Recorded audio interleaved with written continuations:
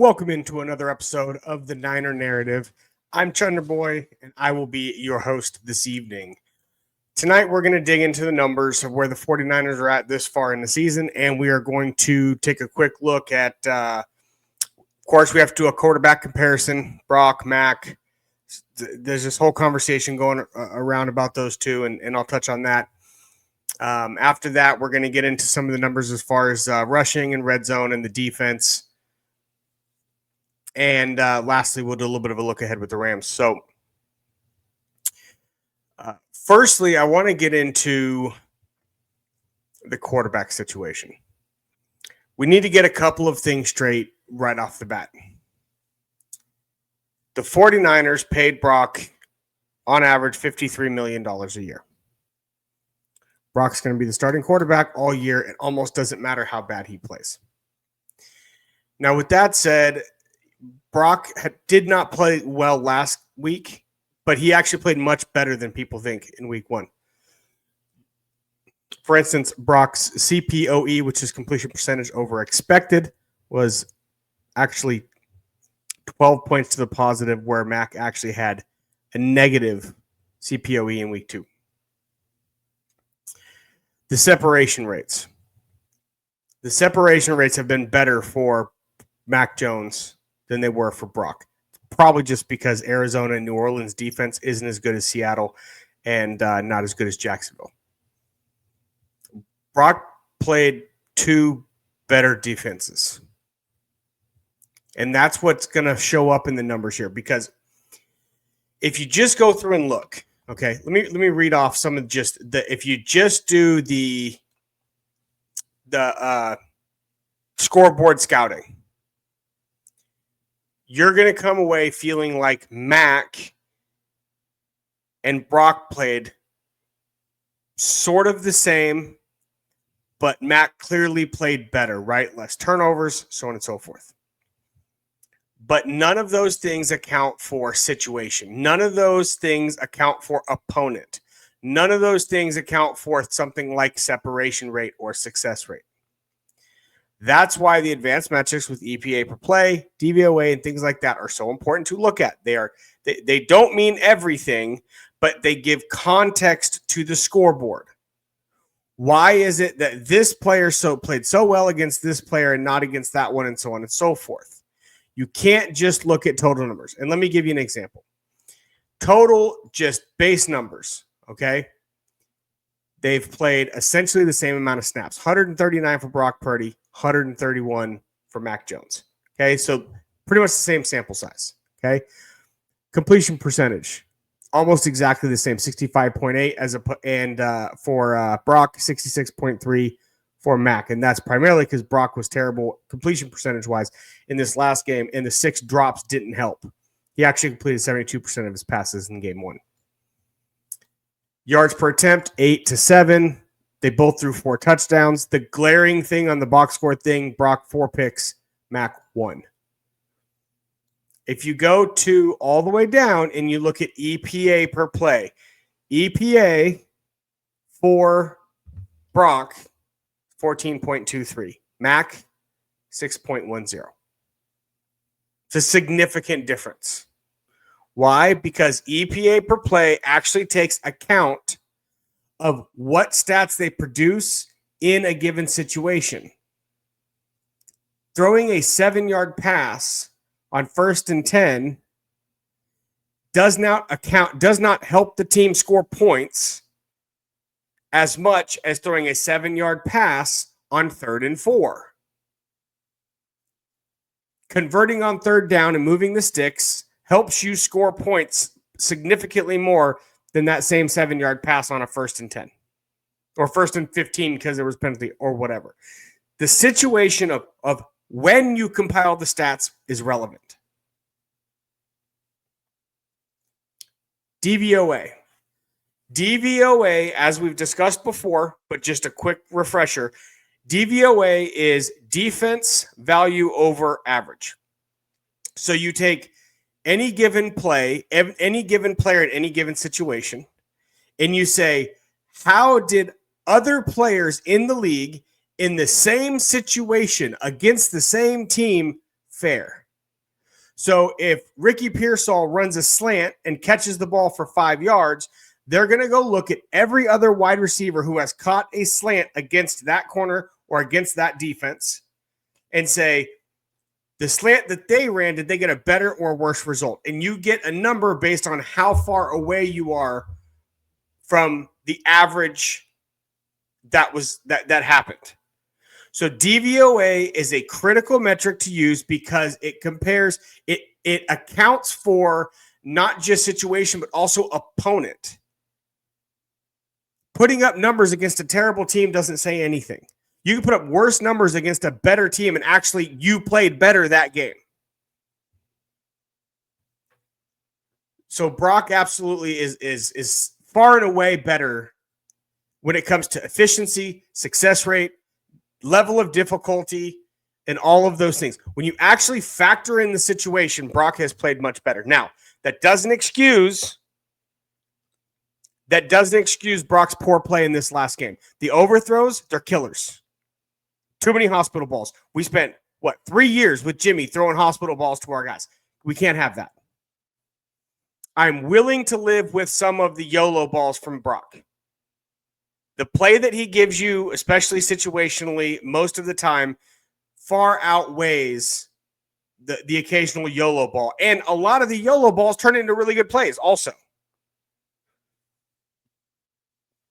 Please stop with the jump throws. It's not Pee Wee football, Brock. Stop jumping up in the air and throwing the ball. I know you're short. Keep your fucking feet on the ground. Please. I'm not sure what's going on with the overthrows.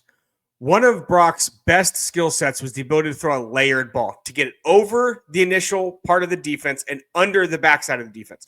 Either over a defense, the defensive line in front of a safety, or over a linebacker in front of a safety. His best ball is a ball that's over the linebacker and in front of the safety on a deep in cut. 12 to 17 yard deep in cut, coming across the middle, hitting those guys in stride. It's an explosive play over and over again. The one he just had to Kendrick Bourne in this last game that he dropped. Similar ball. Problem is, the other 5 of them that he threw in the game, he sailed all of them. Brock has to make better decisions. He has to stop sailing the ball. But overall, Brock has played better football this year than Mac Jones has. And for everybody out there that's talking about Brock Purdy needs to check the ball down more, they need to go check the actual statistics, because Brock actually has a higher check down rate than Mac does. He actually checks the ball down more often than Mac does. This podcast is not to excuse bad play. The purpose of this podcast, as we've previously stated, is not to jump to conclusions, have a narrative, and then find statistics like passer rating, which is a stupid metric. Use quarterback rating, only use quarterback rating. It's to take the statistics that actually encompass situation and what happened on the field during play. Brock leads in every single one of those categories by a wide margin over Mac. He has been put in a more difficult situation, been given more difficult passes to throw, higher degree of difficulty, and has played well. He's got to stop turning the ball over. I can live with a few. I can't live with 4 in 2 games. That's unwinnable. The only reason we had any chance to win this game last week is because the defense kept us in it. Something tells me that might be a trend moving forward. So we're going to move on, because I don't want to keep beating this dead horse. Brock needs to play better. I love Brock to death. I think he has a lot of really good skill sets that bode well for playing quarterback in the NFL. The most important thing a quarterback does in the NFL His only job is to distribute the ball. Decide at the line of scrimmage, run play, pass play. Read the defense. They're blitzing. Switch to a pass play, get the ball out. Hit your hot. Safeties are playing back, stay in the run. Turn around, hand it off. Distribute the ball where it's supposed to go on any given play. That's the quarterback's only actual job. That's what it all breaks down to. That's the oversimplified version. Brock is doing a better job of knowing where to go with the ball, but this last game, he didn't do a good enough job of actually getting it where it's supposed to be. He did not distribute the ball as effectively as Mac Jones did in his first. Mac Jones distributed the ball much more effectively in week 2 and week 3. There's no question with that. Week 1, Brock was better. Week 4, Brock was worse. Mac's going to be playing against the Rams. I'm terrified. I hope Mac plays well. I don't like that if Mac plays well, there's going to be a quarterback controversy for no reason, because there is no controversy. The 49ers just paid a quarterback $53 million a year, and he has a low salary cap hit for the next several years. So the idea that they're going to move on from Brock after a bad game or two, when he's playing injured, it's nonsense. I wonder how much the injury played into this last game and him sailing those balls. Again, I'm not making excuses. I'm wondering out loud how much that impacted those throws. Because somebody who's really good at something was just all of a sudden not very good at it. So just a quick reference for the 49ers here on just to kind of squash some of the stuff with Brock. So Brock's cap number this year is a total whopping $9.1 million.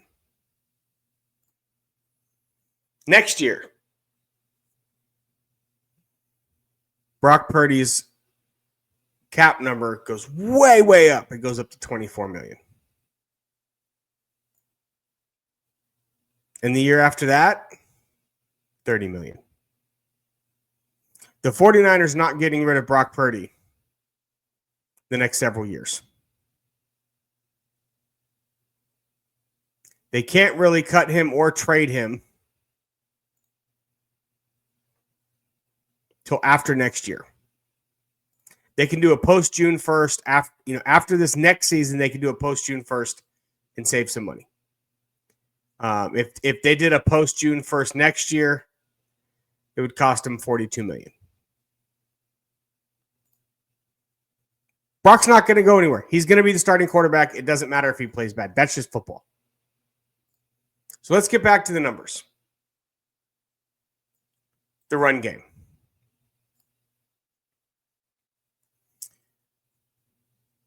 Christian McCaffrey has been very effective for the 49ers this year. He is putting up over 100 yards from scrimmage every single game, but he's doing more in the passing game than he is in the running game. I have spent more time watching film this year than ever before because I'm trying to understand the film, the offensive line play, the trenches. I'm trying to understand the things that go into a play's success other than the flashy stuff of a wide receiver making a great catch or a quarterback making a great throw or a running back making somebody look silly in the hole. Those are the things that are fun to watch, but they don't tell you much. They really don't. You will garner way more information on how well the team is actually playing by watching the film, watching the trenches. So that's what I'm trying to do this year. And what that tells you is the offensive line play in the running game has been awful. It's not worst in the league, but it's near the bottom. Jake Brendel consistently watches the guy get tackled. What do I mean by that? He consistently gets turned around and the guy he's supposed to be blocking is tackling the running back, and Jake Brendel is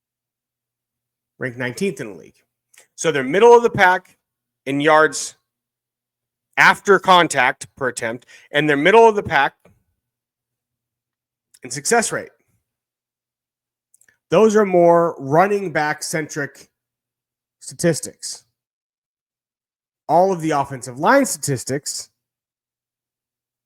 don't look good. If you go look at the PFF numbers, they're not the end all be all, but go look at the rushing numbers from PFF.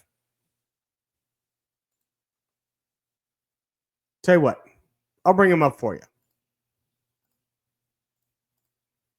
Because the PFF numbers are not ideal. Again, PFF is not the end all be all when it comes to grading football players. But let me tell you right now, it's not good. So offensive line run blocking grades.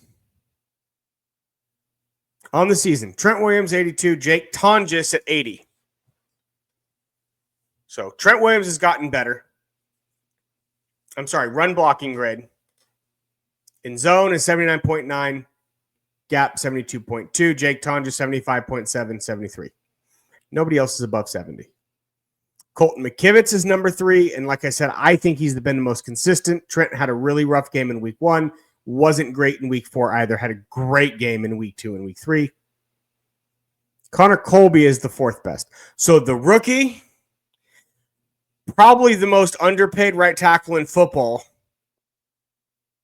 and Trent Williams. Trent Williams run block grade almost every year. Okay. Let's go take a little jot down memory lane just to get an idea of how far this has fallen off. Our best run blocker at 79.9.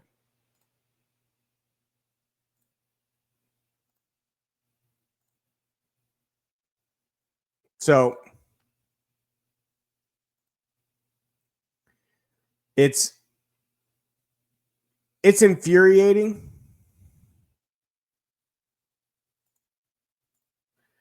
to see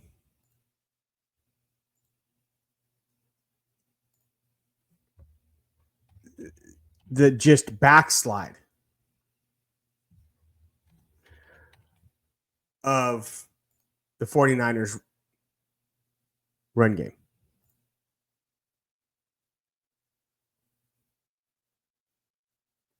So last year, a little bit of a drop off, 81.4. The year before that, 90s. Okay, here's his season grades. 78.5 last year, 81.4. A little bit of a slide. Before that, 2023, 90.6, 92.6. 2022, 91.8. 2021, 97.7. 2020, 91.8. Are we getting the drift? Our best offensive lineman, our day one walk into the Hall of Fame tomorrow offensive tackle, is playing above average. And he's still the best offensive lineman the 49ers have by a mile. Not the most consistent this year. That's been McKivitz. But outside of McKivitz and Trent Williams, we don't have a good offense. We do not have an above average good offensive lineman. We have a rookie playing his ass off, a second-year player having a serious sophomore slump, and a center that has no business being the starting center for any team that has any sort of even playoff hopes, let alone championship hopes, which for the Niners seem to dwindle injury by injury, week by week, if they were there at all in the beginning. So I don't know why the 49ers have seriously backslid in their rushing this year, because it's not like we just have this huge change of the guard. Same right tackle, same left tackle, same center, same right guard as last year. and probably a slight upgrade at left guard. Aaron Banks was not great last year. He got outplayed by Ben Barch when he came in to play for him when he was injured. So it's very worrying that the 49ers have this backslide because it doesn't – I guess they just all could have simultaneously gotten a little worse. That would be weird, but I guess stranger things have happened. We're going to move on to the Rams. Before I do, the thing that needs to be made most clear is Brock Purdy needs to get his shit together. He's played better than a lot of people think he has, but don't get it twisted. He hasn't played well. We played well in week 1. He did not play well last game. Mac Jones is not the answer. Mac Jones played acceptably against poor defenses. Poor defenses. He was not playing Seattle, and he was not playing Jacksonville. 2 of the best young defenses in football right now.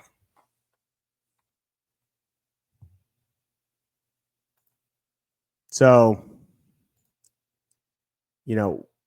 one thing we definitely have to do is figure out that run game because the defense has been holding the 49ers.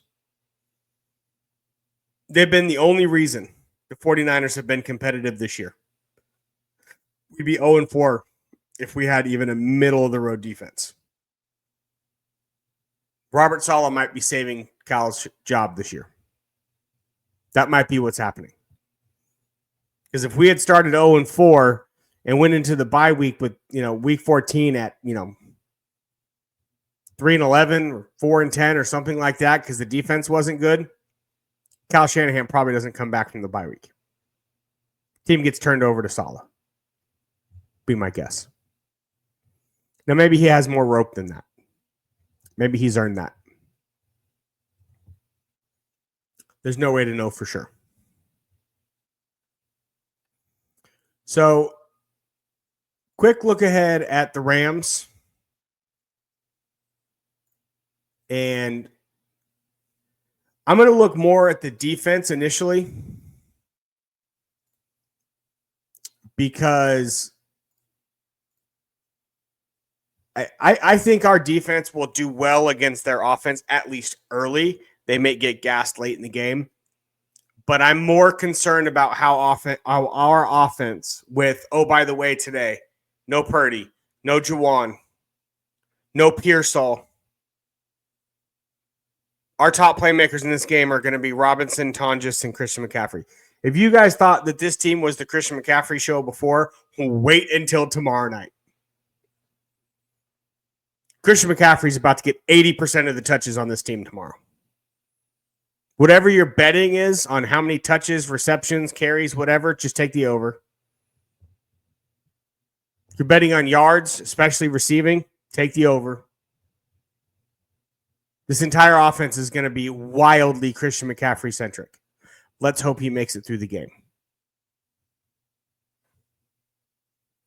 So this year, the Rams are doing a pretty good job. But when you look at the advanced metrics, it's not quite as good as you would think. Defensively, their EPA per play against Philly was negative, which is a good thing when you're talking about the defense. They played good defense against them. 57.6% is all they gave up passing. They lost that game to a fluke special teams play on back-to-back kicks. They should have beat Philly. But they've gotten progressively worse. 72% week 2, 69% completion allowed week 3, 70% allowed to Daniel Jones last week. EPA per play, 10. For defense, that's not good. You want to be negative for defense. And they have a positive number against the Colts, against Tennessee, and against Houston. Not good. They only beat the Colts because of a fluke play at the end. They only lost to Philly because of fluke plays at the end. They're being propped up as a really, really good team because they handled Tennessee and Houston. And people thought Houston was going to be good. They thought Tennessee might be okay. They're both bad.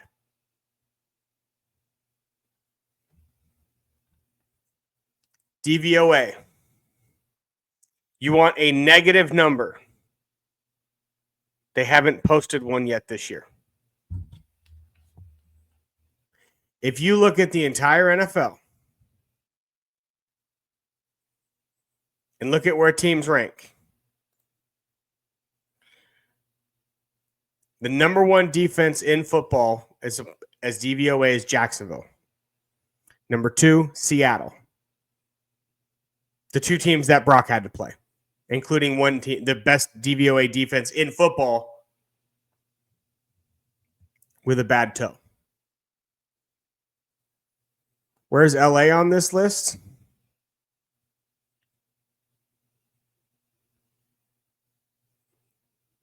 LA is sitting. I cannot find them. LA is sitting at 4th at -8 with a -26 EPA per play. Not sure how they got there considering that their game logs look so much different. That's odd. 49ers are at 19th in DVOA overall and 11th DVA overall. I'm sorry, in EPA per play as a comparison. Rams have a better defense than the 49ers do right now.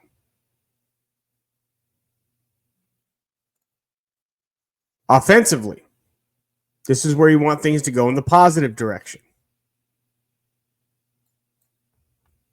Offensively, DVOA, San Francisco 49ers are 9th. They're actually moving the ball. They're being successful. They're just not scoring enough points. The Rams, however, are 5th.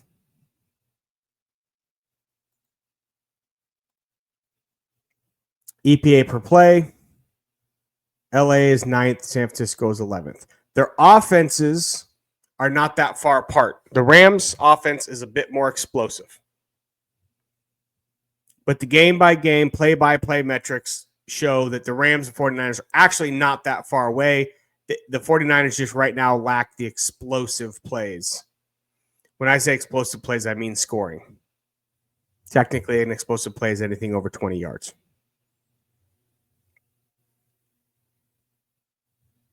However, all these numbers are with the team the 49ers have put on the field, and 3 of the most significant players on offense will not be there.